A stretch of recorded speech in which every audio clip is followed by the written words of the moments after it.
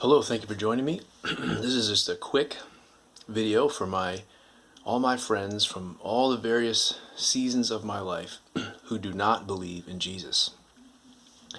I hope that you're all doing well. I know maybe not many people will watch this, and of those people, maybe a small fraction will actually watch the whole thing. I'm aware of that, but I hope you're doing well, that your families are safe and healthy. And I had a quick friendly suggestion for what to do with at least a little bit of the time that many of us are going to have right now as we're holed up in our apartments for however long it's going to be. It could be 1 month, 2 months, could be 9 months, I heard, depending on how things go.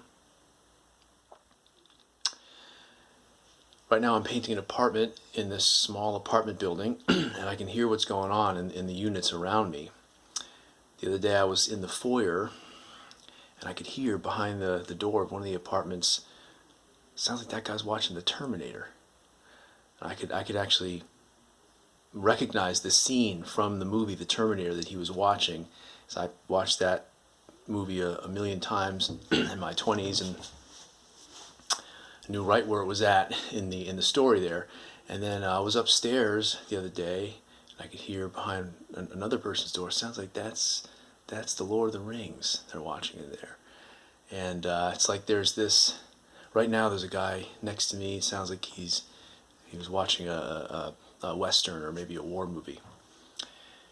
And it's like there's this all-day movie marathon going on around me because everyone's staying in their apartments. You know, with this lockdown thing, everyone's either watching movies or TV shows or news updates. And that's that's what we do in our culture today. A lot of us, a lot of the time that we have, when we have free time, we have to fill it with something. It's often filled up with very gratifying entertainment, TV shows and movies, and for some people it's video games, scrolling through Facebook and YouTube and things like that. And not that all of that's bad or wrong, but it's just like a meaningless time suck, you know. And there are, you know, some people don't have time to do that right now. Some people have kids, maybe you got lots of kids, and a lot of their time, you know, while they're closed in with their family, will be taking care of the kids and homeschooling and cooking meals and that kind of stuff. But then when the kids go to sleep and they finally have some time, you know, to unwind or do something else, they're going to go right for the TV screen, you know, for something fun to watch to kind of have an escape from reality. So I just want to make a suggestion for something to do with at least a little bit of the time that we have.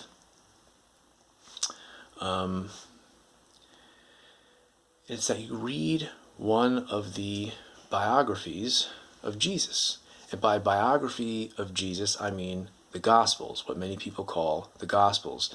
Their actual literary genre is historical biography. And here's 2 reasons why I think this is actually going to be a good use of just a little bit of the time that you have. Because it doesn't take a lot of time. You could read the Gospel of Mark in an afternoon if you wanted to. It's not very long. So the first reason why this will be a good use of at least some time is that they are absolutely fascinating.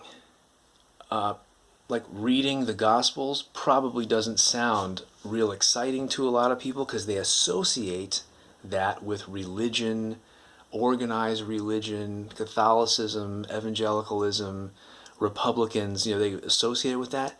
It has nothing to do with that stuff. There's a reason why Jesus is the most talked about, studied, written about, debated over, controversial figure of all time. And it's not because the things he said and did were super boring, but it's because they were amazing, they were fascinating, they were polarizing and offensive and wonderful and life-changing and radical.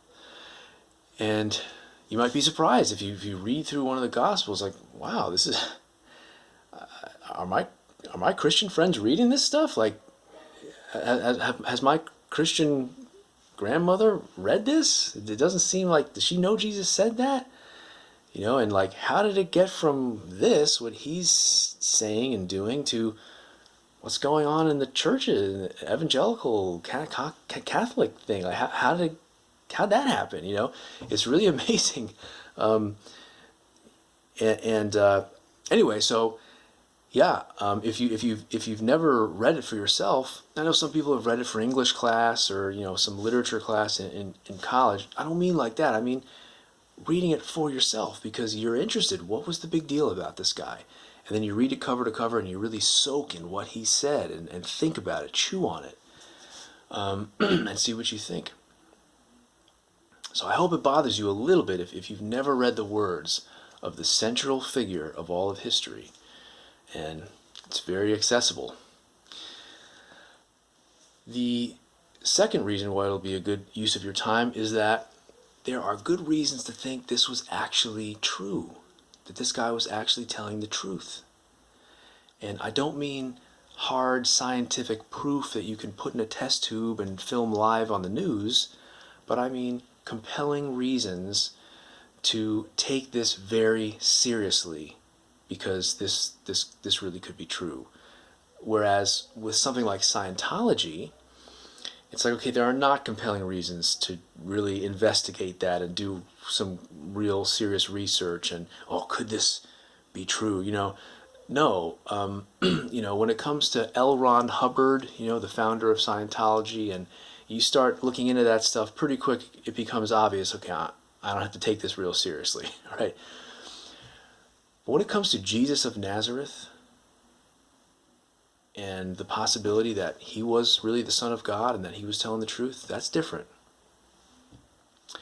The influence that he had, coupled with the claims that he made, and there is a mountain of data that you can scrutinize and test for yourself. And you might be surprised if you get looking into this, what you might find. And I'll just give you one quick example. So the New Testament is a collection of 27 documents that were all written in the first century within 70 years of Jesus' crucifixion by different authors at different times within that 70-year gap and in different locations. And they're all corroborating the same story.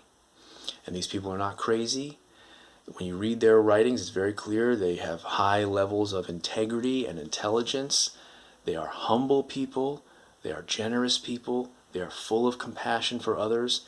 And when you have a whole bunch of people like that who are saying the same thing, and they're living at a time, they were early enough in history to actually know what happened, that's compelling. And these people had nothing to gain from this. They lost everything for this. They were impoverished and imprisoned and martyred. And there's just no good, they had no motive to make this up. And so that's just the tip of the iceberg. There's all kinds of things you could look into, but I hope you'll take a look at the Gospels, see what you think about them, and if you want to shoot a few emails back and forth with me on this, I'd love to reconnect, see how you're doing, and thank you so much for your time, and God bless you.